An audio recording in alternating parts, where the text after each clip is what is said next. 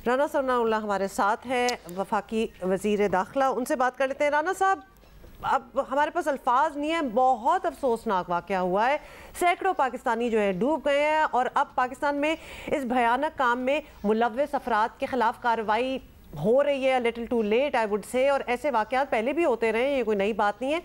FIA मुलव्वस अफराद को पकड़ती भी रही है। ऐसे कितने गैंग हैं जो इस काम में मुलव्वस हैं, ये हम आपसे पूछना चाहते हैं। और अब तक की तफ्तीश से क्या बताया गया, क्या चीज़ें सामने आई हैं? इसमें जो है वो तहकीकात हो रही हैं। इसमें 3 एरियाज़ में जो कमेटी हमने बनाई है वज़ीर-ए-आज़म पाकिस्तान ने, उसमें ये कहा कि एक तो ये है कि जो लोग इसमें मुलव्वस हैं उनको गिरफ़्तार किया जाए और उनके ख़िलाफ़ जो सख्त तरीन कवानीन हो सकते हैं इस बारे में, उनके तहत जो है वो कार्रवाई की जाए ताकि इनको करार वाक़ई जो है वो सज़ा मिले। दूसरा ये है कि इंटरनेशनल लेवल पे भी ये देखा जाए कि इस धंधे को, जो कि इंतहाई जो है वो यानी कभी और गैर कानूनी एक सिलसिला है जो कि रुकने का नाम नहीं लेता, तो इसको जो है वो इंटरनेशनल जो है वो कोऑर्डिनेशन और कोऑपरेशन जो है वो हासिल की जाए। तो इससे पहले जो वाक़यात हुए हैं तो उनमें सज़ा जो है वो, जो अब तक की इन्फॉर्मेशन मैंने कलेक्ट की है, सज़ा बहुत कम लोगों को हुई है। ये लोग बाद में कंप्रोमाइज़ कर लेते हैं और लोगों को पैसे दे दिला के जो है ये अदालत से जो है ये बरी हो जाते हैं। राना साहब, सज़ाएँ सर्टनली कम मिली हैं, इस मरतबा भी बयानात ही हैं। अब देखते हैं कि क्या वाकई इनको करार वाकई सज़ा दी जाती है। इसी सिलसिले में हम आपसे जान लें कि वज़ीर आज़म की तरफ से एक कमेटी बनाई गई है, क्या मैंडेट होगा इसका और क्या दायरा कार तय किया गया है इसके लिए?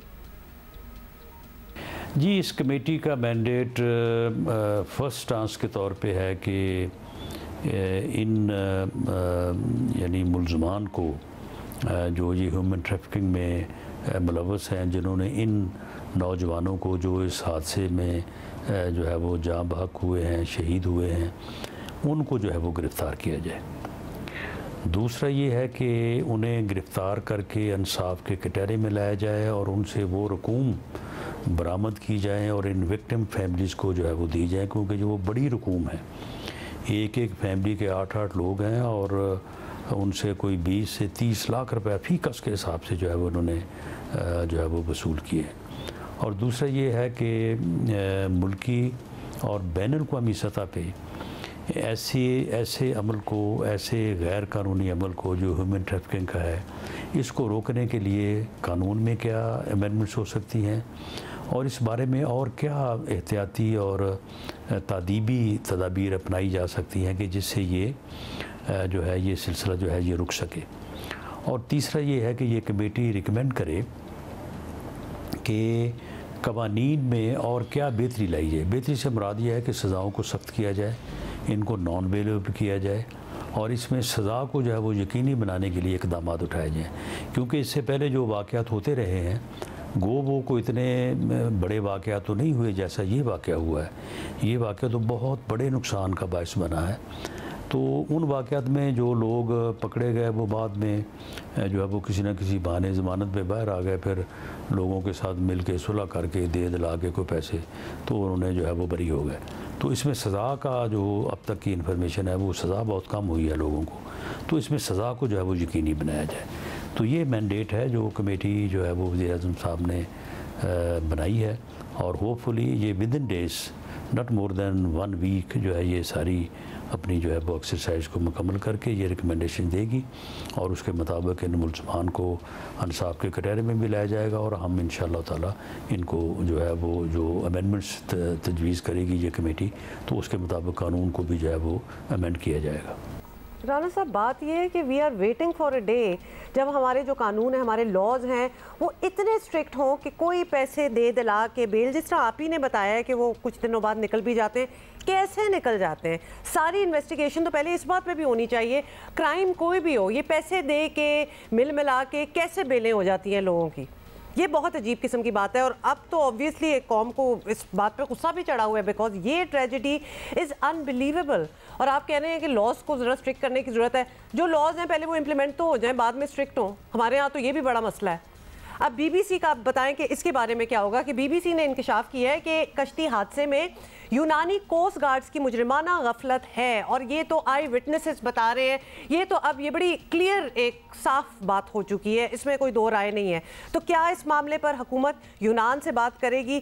कोई उनसे होगा कि तुम लोगों ने किया, will they be held responsible and answerable? जी बिल्कुल, ये बात करेगी, बात होनी चाहिए। बल्कि मैं समझता हूँ कि हुकूमत तो करे ही करेगी, हुकूमत का ये फ़र्ज़ है कि वो ये करे।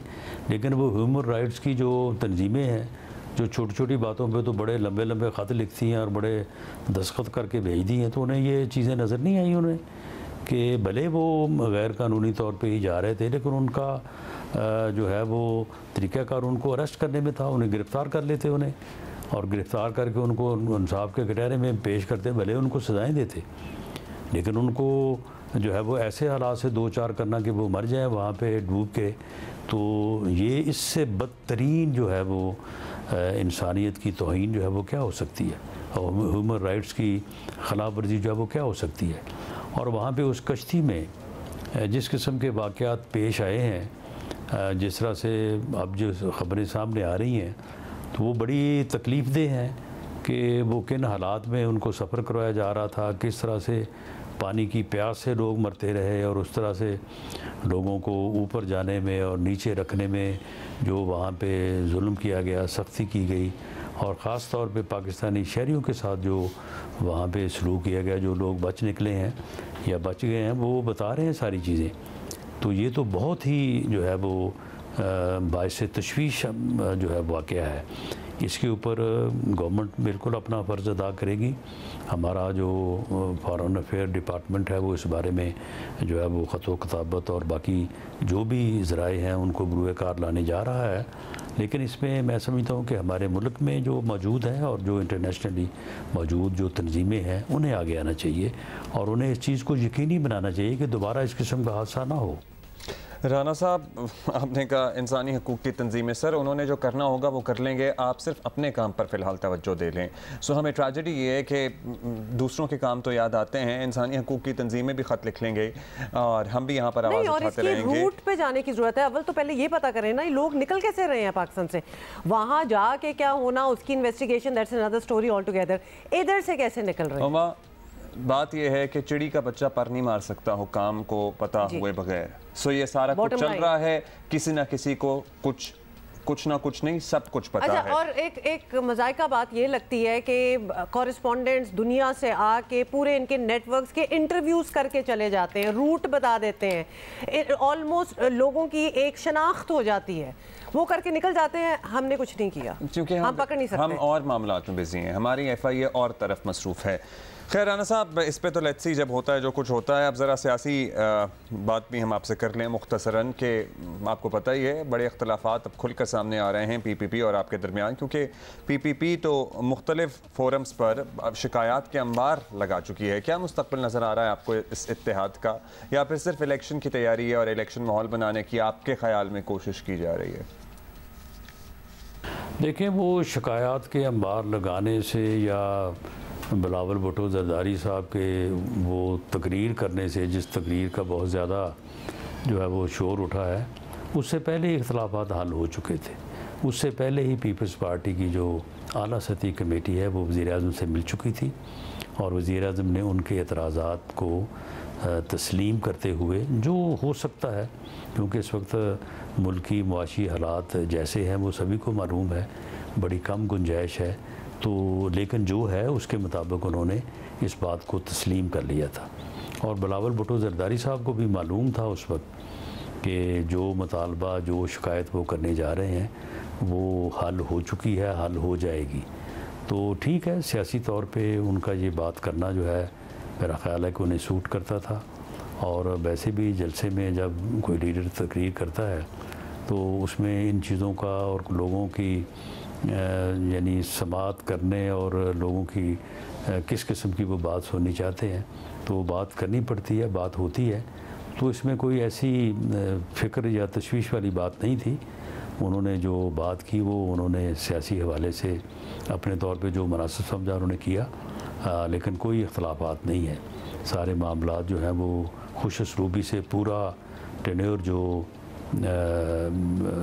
कोलिशन गवर्नमेंट का है पिछले 13-14 माह का वो गुज़रा है, और बाकी जो कोई 1-2 माह रहते हैं वो इंशाअल्लाह ताला इसी इत्तफाक़ राय से और इसी अफ़ाम तफ़हीम से गुजरेंगे। आई वंडर, आप कह रहे हैं कि बिलावल भुट्टो साहब को पता था कि मामला हल हो चुके हैं या हल होने के करीब हैं जब उन्होंने ये तकरीर की। उनकी तो उसके बाद भी बयानात सामने आ रहे हैं, लेट्स सी क्या होता है क्या नहीं होता। अच्छा, मैं एक बात बताऊं, अभी आपने सवाल तो कर लिया। मेरा कोई बहुत शुक्रिया आपका, बहुत शुक्रिया। इंटरेस्ट नहीं है इस चीज़ में। I am still stuck on what happened in with those people जो यहाँ से निकले।